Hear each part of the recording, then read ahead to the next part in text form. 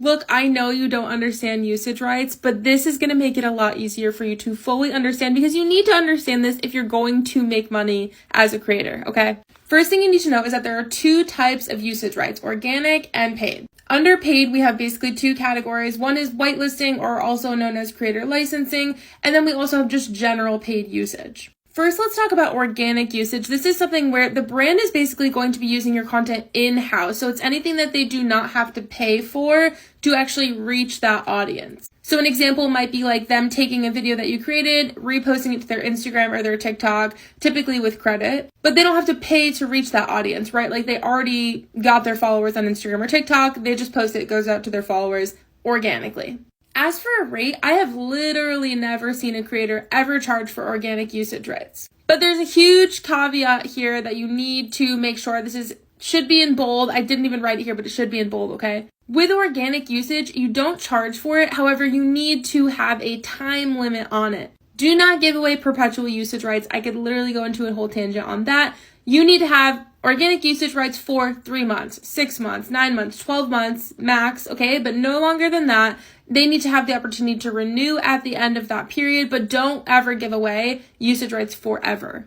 We don't want to be connected to anything on the internet forever without the option to pull back. And as for paid usage, there's two types of paid usage here. You've heard these terms up here, whitelisting, creator licensing, Spark ads, but the thing is, whitelisting is actually a phrase that they're phasing out, so you're going to see it mostly referred to as creator licensing in general or Spark ads specifically for TikTok. This is when a brand is creating an ad with your content that basically doesn't look like an ad, it looks like you as the creator are posting it. However, like if I saw a whitelisted ad and then clicked on your profile, it would not show the photo or video there because it's an ad. It's not like an actual post. For Spark ads, you could actually post the video to your TikTok feed and keep it there if you'd like, but it does not have to be posted to your feed in order to be used in whitelisting. Now, because this typically generates a high ROI for the brand because it doesn't look like it's the brand being like, this is the best lip gloss ever. It's like a creator being like, this is the best lip gloss ever, typically generates more money. So this is what I typically recommend charging for whitelisting or creator licensing.